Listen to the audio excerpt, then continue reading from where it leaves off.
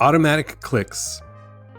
What this feature does is allow you to click and right click and do all the other things that you normally would do on a trackpad without having to really touch the trackpad. So let's go ahead and turn that feature on. Accessibility, and go to automatic clicks. And you'll see that my automatic click is docked up on the top. I can dock it on any side I'd like. I'm going to go ahead and dock it on the bottom left-hand corner. And right now we're going to go through these. So if I if I place my mouse for a couple seconds over that left click, it registers that whatever I want to click on will be a left click. So if I go to right click, that's this one. This is a double click. This is a click and drag, and we have scroll.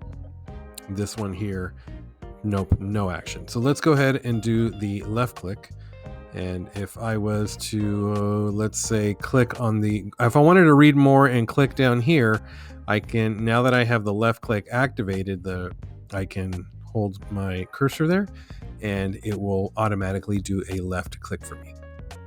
If I wanted to right click, let's say on this person's name, I would have to activate the right click and then move my cursor over, and I have now right clicked on that particular section. Let's go to double click. If I wanted to double tap, I can go to here and I've now double tapped. If I wanted to click and move and drag a piece of text around or something on a particular page, that's how you would do it. And you can also do the scroll feature.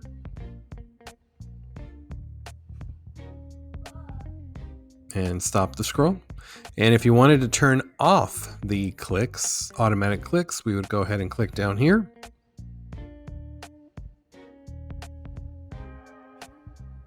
And are you sure you want to turn this off?